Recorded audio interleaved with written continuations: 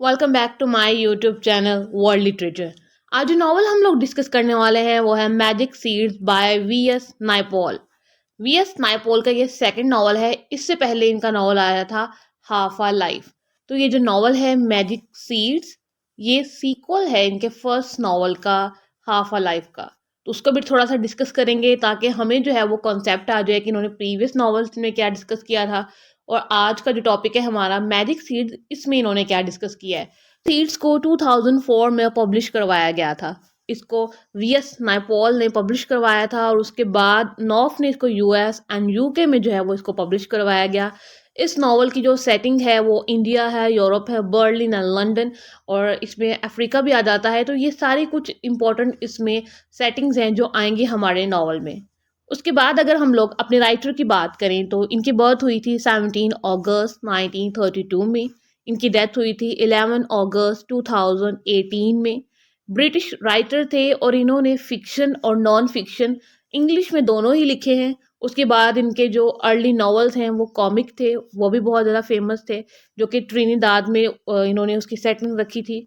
ब्लिकर novels में लिखे इन्होंने, एलिनेशन पे लिखा, और साथ ही साथ इन्होंने अपने विजिलेंट क्रॉनिकल्स भी लिखी, अपनी लाइफ को डिस्कस किया, ट्रैवल्स लिखे इन्होंने, जितना भी वर्ल्ड में ट्रैवल किया उन चीज़ों को लिखा इन्होंने। अगर प्रोज लिखा तो प्रोज को भी बहुत ज़्यादा अप्रिसिएशन मिली, उसको बहुत ज़्यादा एडमायर किया गया।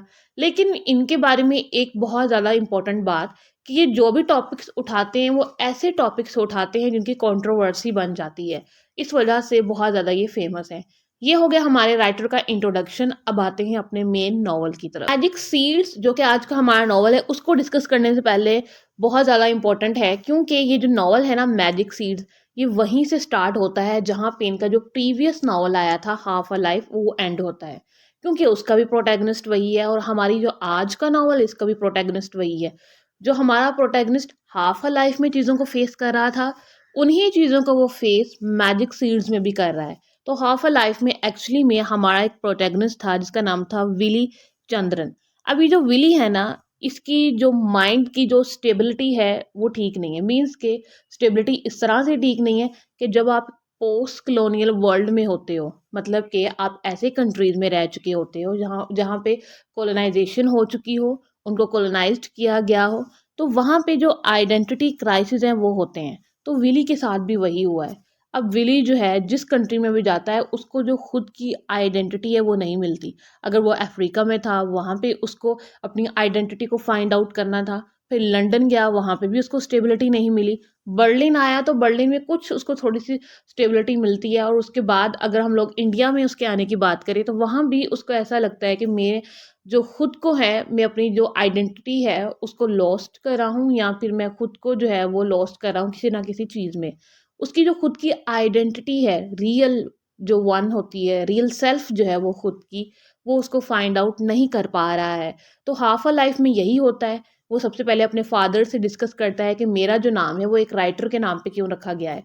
उसको जो है वो उसका आंसर नहीं मिलता है और उसको ऐसा लगता है कि जैसे मेरी सेल्फ को निगेट यहाँ पे किया गया है। मुझे मे बी कोई और नाम दे देना चाहिए था, मुझे एक राइटर के नाम पे क्यों नाम दिया गया। मतलब कि मेरी जो खुद की आइडेंटिटी है, वो सेल्फ है, वो कहाँ गई। के स्टार्ट में अपने फादर से अपने नाम के बारे में पूछता है। उसके बाद नॉवल के एंड में ये होता है कि इसका अफेयर था एना नाम की गर्ल के साथ। उसके साथ ये शादी करता है और शादी करने के बाद जो है ये लंदन चला जाता है एज अ एनाज लंदन मैन। एक्चुअली में जहाँ पे ये अफ्रीका में पहले रह रहे होते हैं ना, वहाँ पे इसको जो है वो एना का लंदन मैन कहा जाता है। तो ये उस बात को प्रूव करने के लिए लंदन चला जाता है, लेकिन लंदन की इसको लाइफ पसंद नहीं आती। वहाँ की लाइफ इसको और ज़्यादा डिस्टर्ब करती है। इसकी जो मेंटल हेल्थ है, यहाँ पे इसकी जो खुद की आइडेंटिटी को फाइंड आउट करने की जो एक थर्स्ट है, वो बहुत ज़्यादा यहाँ पे डिस्टर्ब होती है। और ये वहाँ उसको छोड़कर ना, उस कल्चर को छोड़ के भी बर्लिन आ जाता है अपनी सिस्टर के बाद। अब ये हो गया यहाँ पे इस नॉवल का एंड, हाफ अ लाइफ का। अब यहाँ से हमारा आज का नॉवल स्टार्ट होता है जो कि है मैजिक सीड्स। अब उसको हम लोग डिस्कस करते हैं। मैजिक सीड्स वहाँ से स्टार्ट होता है कि जो विली है उसको जो है वो कहीं भी सेटिस्फेक्शन नहीं मिल रही है। उसको इस बात की सेटिस्फेक्शन नहीं हो रही है कि मेरा पीस है, मेरा मेंटल पीस, मेरी जो आइडेंटिटी है, मेरा खुद का कल्चर, हर चीज़ ना अपरूटेड हो चुकी है। मेरी खुद की आइडेंटिटी है कहाँ। एक्चुअली में पोस्ट कलोनियल सोसाइटी में ऐसा ही होता है।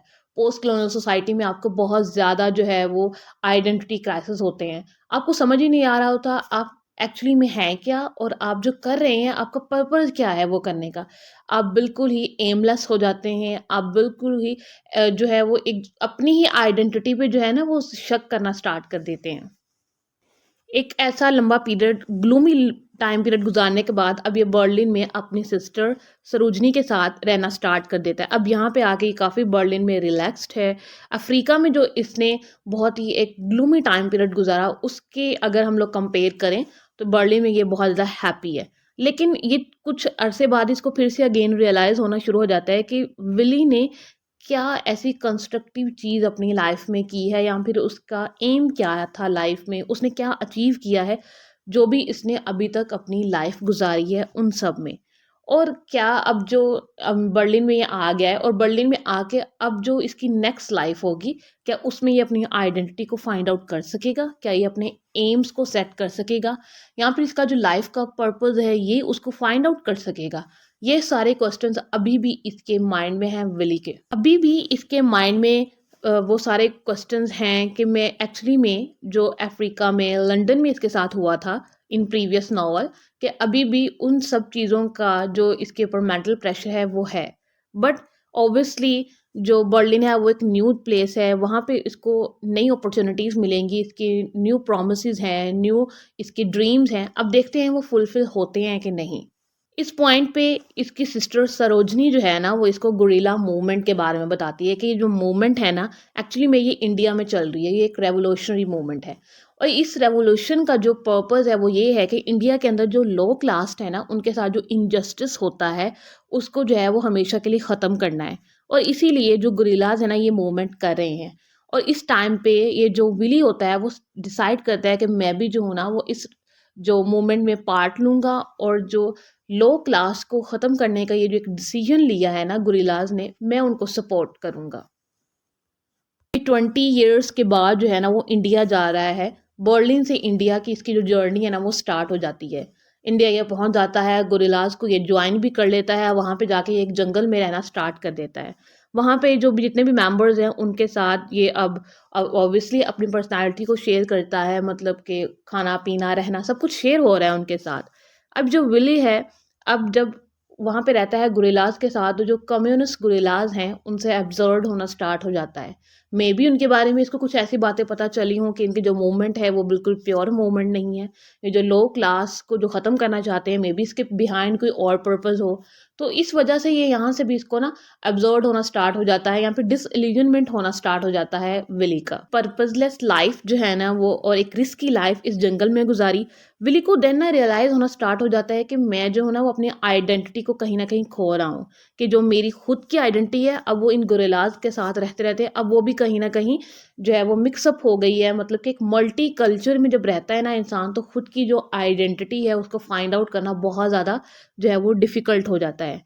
अब वो जो है ना वो यहाँ से रहना चाहता है और ना वो खुद से बात करता है कि I have forgotten my self, कि मैं खुद को भी भूल गया हूँ ना, I am truly lost in every way.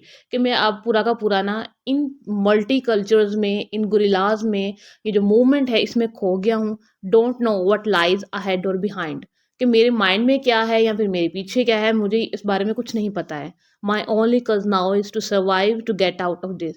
कि अब जो मेरा पर्पज़ है वो सिर्फ यही है कि मुझे सर्वाइव करना है, मुझे सिर्फ स्टिल ज़िंदा रहना है। मतलब कि पहले तो उसके पास, विली के पास आइडेंटिटी फाइंड आउट करनी थी, उसको खुद को फाइंड आउट करना था, बट अब जो है उसके पास लास्ट ऑप्शन यही बचा है कि उसने सर्वाइव करना है, क्योंकि वो गुरिल्लाज में रह रहा है, जंगल में रह रहा है और वहाँ पे जो है वो बहुत ही डिफ़िकल्ट कंडीशन है उसकी। विली जो है वो जंगल से भाग जाता है और उसके बाद इसको पुलिस पकड़ लेती है। पुलिस जब इसको पकड़ती है तो इसको 10 साल की सज़ा सुनाई जाती है।